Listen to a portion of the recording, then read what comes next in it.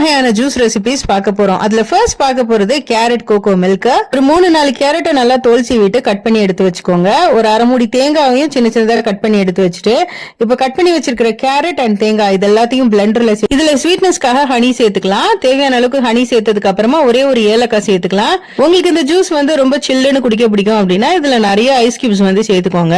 சேர்த்துட்டு ஒரு கப் அளவுக்கு தண்ணி சேர்த்துக்கலாம். சேர்த்துட்டு இது எல்லாத்தையும் நல்லா பிளெண்ட் பண்ணி எடுத்துக்கலாம்.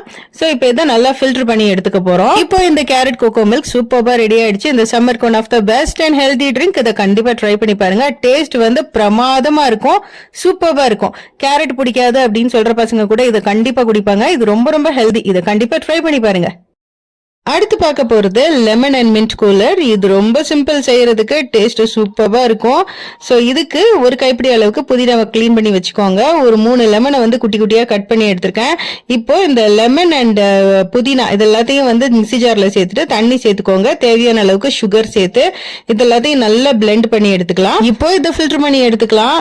இந்த மின்ட் அண்ட் லெமன் கூலர் சூப்பரா ரெடி ஆயிடுச்சு. இந்த ஜூஸ் குடிக்கிறதுக்கு ரொம்ப நல்லா இருக்கும், ரொம்ப ரெஃப்ரெஷிங்கா இருக்கும். இந்த ஹாட் கிளைமேட்டுக்கு இது one of the best solution. இதை மிஸ் பண்ணாம கண்டிப்பா ட்ரை பண்ணி பாருங்க, சூப்பரா இருக்கும். அடுத்து நம்ம பார்க்க போறது பப்பாயா ஜூஸ். இது ரொம்ப ஹெல்தி, அதோட இது ரொம்ப டேஸ்டியா இருக்கும். இது எப்படி செய்யறது பார்க்கலாமா? பப்பாயாவை தோலெல்லாம் சீவிட்டு சின்ன சின்னதா கட் பண்ணி எடுத்து வச்சுக்கலாம். இப்ப இந்த பீசஸை பிளெண்டர்ல சேர்த்துட்டு கொஞ்சமா ரோஸ் எசன்ஸ் சேர்த்துக்கோங்க. தேவையான அளவுக்கு தண்ணி சேர்த்துக்கலாம். ஐஸ் கியூப் சேர்த்துட்டு நல்லா பிளெண்ட் பண்ணி எடுத்தோம் அப்படின்னா சூப்பரான பப்பாயா ஜூஸ் ரெடி ஆயிடுச்சு. இன்னைக்கு நம்ம பார்த்த இந்த 3 வகையான ஜூஸ் ரெசிபிஸ்ல உங்களுக்கு எது ரொம்ப பிடிச்சிருக்கு அப்படின்னு ட்ரை பண்ணி பார்த்துட்டு கண்டிப்பா கமெண்ட் பண்ணுங்க. அடுத்த வீடியோல பார்க்கலாமா?